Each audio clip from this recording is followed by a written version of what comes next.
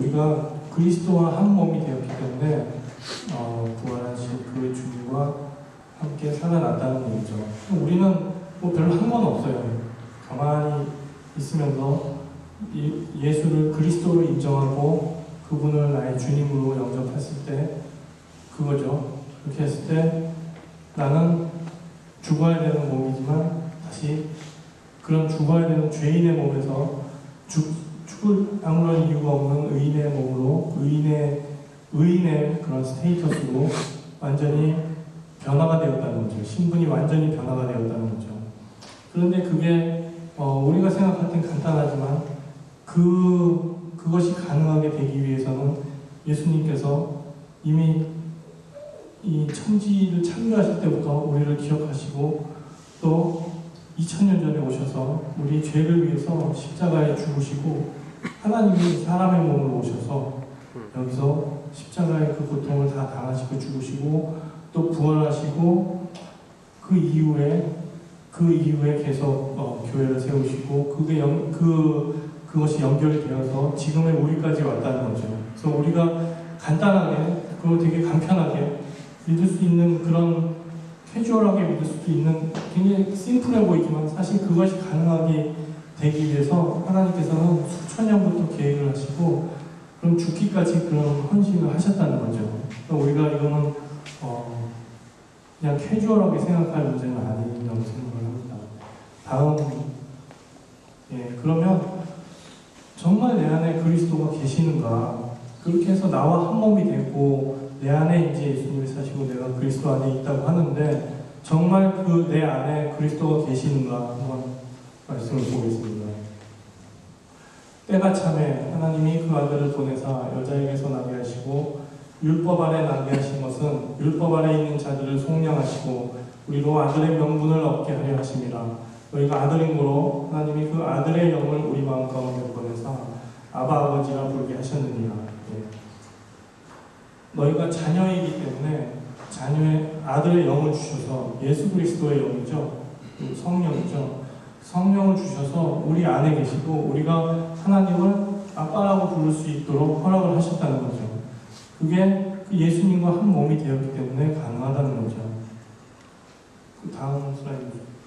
그래서 나는 그리고 우리는 바로 이것이 그리스도의 몸이기 때문에 가능한 거고 그리고 내 안에 그리스도의 영이 오셔서 거하시기 때문에 그리스도께서 내 안에 살아계시기 때문에 이 모든 것이 가능하다는 거죠. 그게 바로 교회를 얘기하는 겁니다. 그래서 예수님께서 그 2000년 전에 오셔서 그렇게 죽기까지 하시고 우리를 사랑하셔서 십자가에 죽기까지 그 고난을 다 당하시고 그리고 부활하시고 그 이후에 탄생한 것이 교회고 그리고 지금까지 그 교회는 우리에 이르기까지 그 교회가 연결되어 오는 거죠. 그래서 에베소서 1장 23절에 이거는 제가 읽을게요. 에베소서 1장 23절을 보면 교회는 그의 몸이니 만물 안에서 만물을 충만케 하는 자의 충만이니라. 교회는 예수 그리스도의 몸이라는 겁니다. 그리고 고린도전서 3장 16절에 보면 너희가 하나님의 거하실 전인 것을 알지 못하느냐 그래서 우리 안에 성령이 와 계시고 우리가 그리스도의 몸이 되는 거예요. 그래서 하나님께서 우리를 바라보실 때 그냥 우리 각자의 몸을 각자로 보이시는 게 아니라 예수 그리스도의 몸으로 보이는 거고 그 그리스도의 영을 소유한 예수님으로 보이는 거죠. 그 지체로 보이는 거죠. 바로 그게 교회라는 거죠. 그래서 우리가 교회가 되었다는 건 그리고 우리가 이 자리에 와 있다는 것은 그렇게 단순하고 간단한 게 아니라 이 자리에 와서 하나님을 예배할 수 있다는 것은 이미 수천 년 전부터 하나님께서 계획하시고 아주 섬세하게 역사하셔서 지금 우리가 이 자리에 올 수 있도록 계획하시고 그리고 그 계획을 실행하시고 그렇게 해서 우리가 이 자리에 와 있다는 거죠. 그것이 바로 그리스도의 죽기까지 사랑하신 그 사랑이고 그 사랑의 열매로서 우리가 교회가 돼서 이 자리에 서 있다는 거죠. 사실 이게 너무나 감사한 거고 이것이 어떤 어떤 것보다도 귀한 것이죠. 그래서 우리 안에 하나님이 와 계시다는 거죠. 하나님이 거하시는 곳이 바로 교회입니다. 그런데 우리가 청와대 앞을 이렇게 지나다니다가 잘못 지나다니면 잡혀서 검사도 받고 그러면 잡혀가기도 하잖아요. 왜냐하면 거기 대통령이 계시기 때문에 그 앞에 함부로 지나다니면 안 되죠. 대통령이 있기 때문에 거기가 그렇게 삼엄하고 거기가 그렇게 굉장히 중요한 자리가 된 거죠. 그래서 그런데 하물며 사람의 권세가 있는 그런 대통령이라도 그렇게 귀한 걸로 취급을 하게 되는데 하물며 하나님이 와 계신 곳은 얼마나 귀하고 얼마나 중요하겠어요. 그래서 사탄이 우리를 건드리지도 못한다는 거죠. 우리 안에 계신 그 하나님의 권세 때문에 우리가 그거를 레커나이즈를 못해서 그런 것 뿐이지 우리의 이 스테이터스는 엄청난 변화를 가져온 거죠. 우리가 감당하기 어려울 정도의 벅찰 정도의 그런 엄청난 은혜고 그런 그리스도의 엄청난 사랑으로 인해서 이렇게 됐다는 거죠. 그렇죠? 인식이 안 되는 것 뿐이죠. 그런데 여기서 이제 질문인데 도전 같은 그런 질문이 저에게 던져집니다. 그리스도의 몸, 그 교회, 즉 그리스도의 몸이요 하나님의 처소인 나는 그런 교회답게 살고 있는가? 그렇게 죄인의 신분에서 의인의 신분으로 변화가 되고 하나님의 거하시는 곳이라서 청와대보다도 더 그렇죠? 사단이 감히 손도 댈 수 없는 그런 권세를 가진 그런 하나님의 그런 몸된 교회가 됐고 그리고 예수 그리스도의 몸으로서 이렇게 신분이 변화가 되고 스테이터스가 완전히 바뀌었는데 그런 나는 그렇게 살고 있는가, 그렇게 답게 살고 있는가 하는 질문이 던져지겠죠. 저한테도 던져진 질문입니다. 다음 슬라이드. 그렇지 않다, 그렇지 못하다 하는 게 저한테 던져진 질문에 대한 제가 한 대답이고 그렇지 않다면 그게 왜 그럴까? 많은 사람이 그럴 수 있는데 왜 그럴까? 그 이유는 무엇일까? 한번 생각을 해봤어요. 뭐 대답이기보다는 변명에 가깝겠죠. 신분 변화가 너무 이렇게 급하고 큰 신분 변화가 왔기 때문에 아직 내가 적응이 안 돼서 이렇게 교회가 살 수가 없다. 그런 대답을 할 수 있겠고 또 지금 상황이 참 좋지 않다. 좀 방학 때 이렇게 복음을 받았으면 내가 좀 교회 같게 이렇게 할 텐데 중간고사에 또 어떤 사람은 컬도 봐야 되고 뭐 교수하고 관계가 안 좋다든지 룸메이트하고 좀 그렇다든지 그리고 뭐 지금 제일 굉장히 바쁜 상황이잖아요. 상황이 너무 좋지가 않다. 그렇게 대답을 할 수도 있겠죠. 또 주변에서 내 친구들을 잘못 만나서 이 주변에서 받쳐주지 않아. 좀 교회답게 살고 싶은데 좀 그런 신분에 맞게 살고 싶은데 주변에 있는 애들이 받쳐주지 않아. 나 교회 다녀. 내가 자체가 교회야. 나 그래서 이제 거룩하게 살아야 되니까.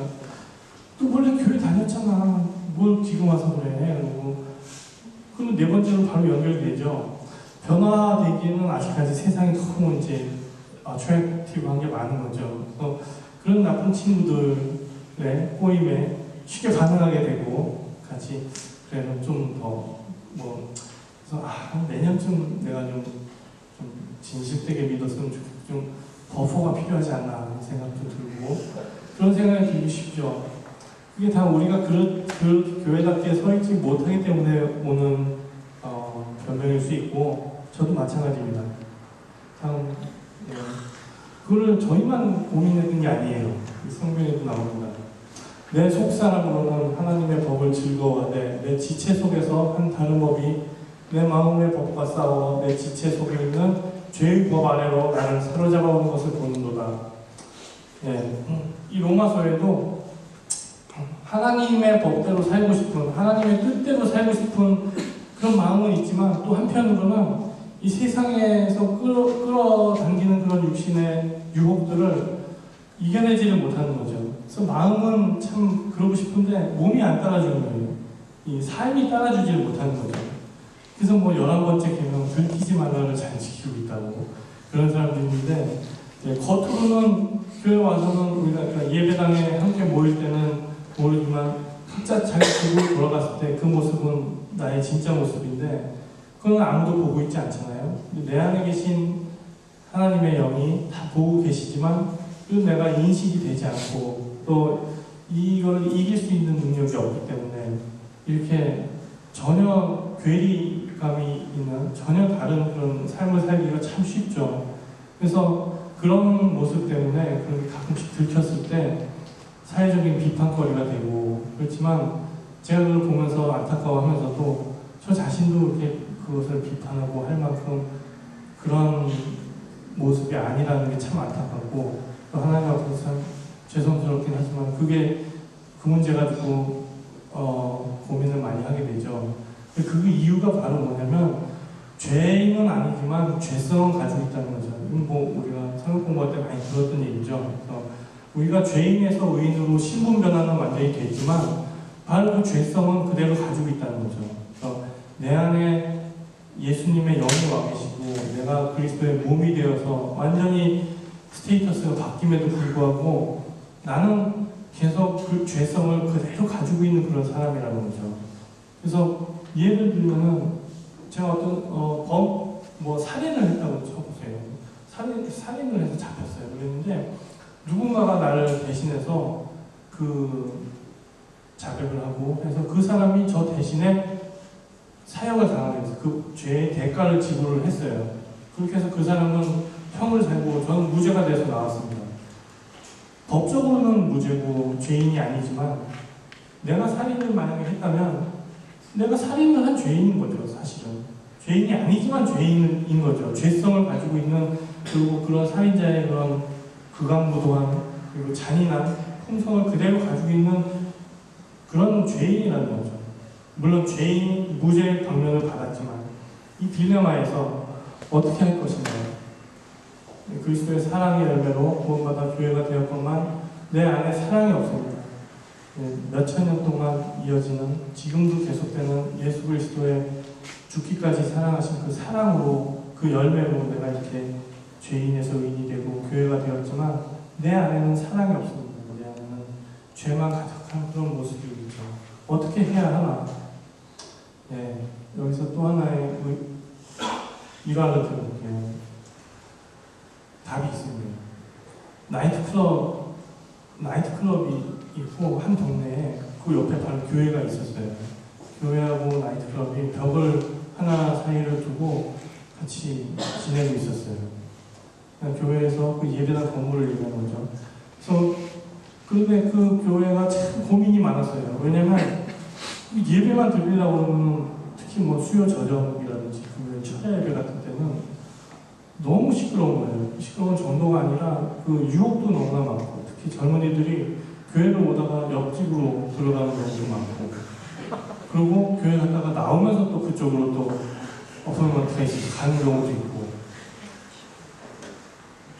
교회가 고민이 많은 거예요. 이걸 어떻게 해야 되나. 그 나이트클럽은 나이트클럽대로 불만인 거죠. 교회 때문에 이게 물이 흐려진다는 거예요. 분위기가 안 산다는 거죠. 그거는 좀 치고 막 찬양 올려 나오고 그러면은 영업 방해가 되는 것 같잖아요. 그래서 서로 불만이 있는 그런 상태였는데 교회에서 돈을 모아서 그 건물을 인수를 했습니다. 나이트클럽을. 그래서 이제 교회가 재산이 됐어요.